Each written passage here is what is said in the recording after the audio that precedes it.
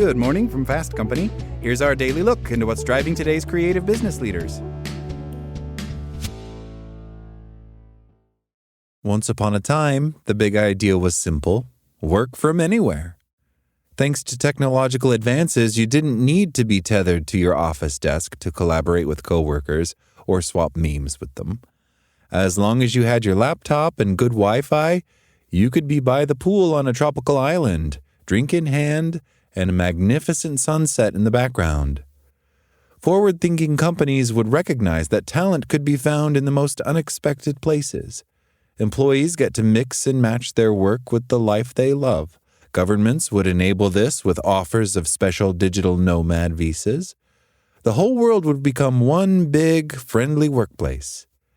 Hold that thought. Before you swap suits for flip-flops, you should recognize that the future of work might not be what you pictured. An alternate future is taking shape, where geopolitics is shaping who works, the location of work, and the type of work.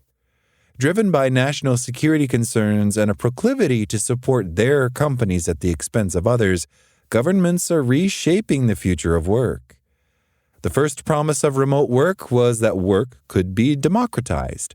More people from around the world could access jobs in a far more distributed model of talent and collaboration. Ideas flow across the world and organizations benefit from a more global intelligence. But that promise collides with geopolitical reality. Take the case of Apple. As the company started to move some of its manufacturing operations to India, it needed to hire workers at scale.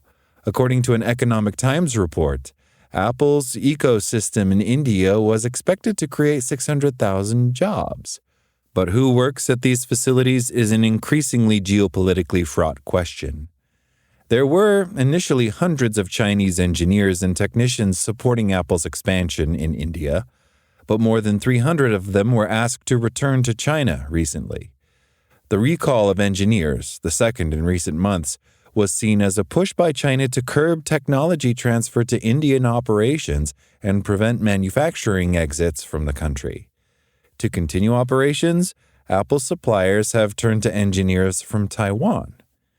Driven by geopolitical objectives, government restrictions increasingly shape who can work on leading or cutting-edge projects, the individuals a company can hire, and how long they can stay in those roles. Global companies are taking a close, hard look at their workforce and making difficult choices about who gets to work on different types of projects. Technology companies in Silicon Valley are increasing security vetting of potential recruits to keep commercial information secure. Changing tariff rates could risk millions of jobs in Asia and elsewhere. Thai workers manufacturing solar cells are bearing the brunt of a trade war between China and the U.S. A large-scale study of foreign directors in listed Chinese firms found that as political relations deteriorated, foreign directors were more likely to exit from their roles. On the other hand, scientists at U.S. federal agencies facing layoffs, especially those with expertise in artificial intelligence, were targeted for recruitment to research operations in China. The second promise of remote work is that work could be done from anywhere. As the technology continues to improve, employees don't need to be in the office or even in the country. Digital nomads skipped through cities, countries, and even continents. You could log in to work while also visiting your family in another country. You adopt a more flexible lifestyle. But geopolitical reality strikes again. As countries emphasize sovereignty, data security, and the protection of strategic interests, the data, models, and technology resources that can be used from other countries becomes more limited. The Financial Times reported that foreign universities and research institutes lost access to China's largest academic database. More countries are adopting data localization laws, which require businesses to store certain types of data within the country to protect national security. The U.S. restricts the transfer of citizens' data to countries of concern. Such requirements make it harder to access data and information from another country, even for employees of the same company. American business travelers to China may not, for instance, have access to their work email. Financial analysts working at a fanatic pace to evaluate deal opportunities may find that they need to be on the ground in a given market to access relevant data, not because the technology to transfer those data to another country doesn't exist, but because political interests prevent the transfer of such data overseas. Some companies are asking staff traveling to certain countries to use temporary loaner phones and not bring company laptops. Without your trusty laptop, expect disruptions to work and productivity.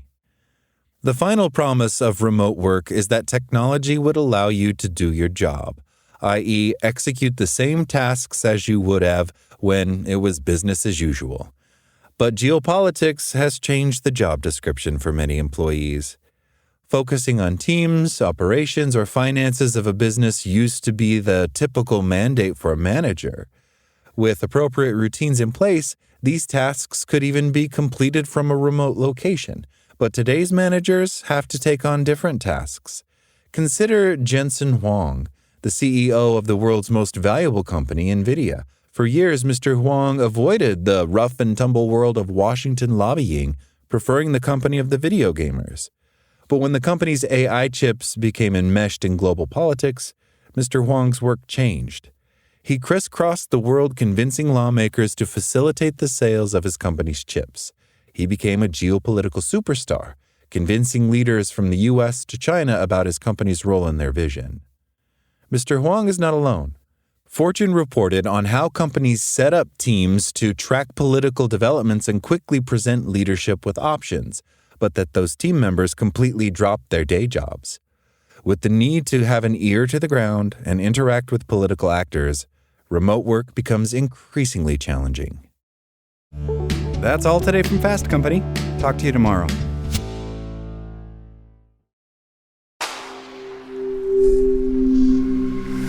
Spoken Layer.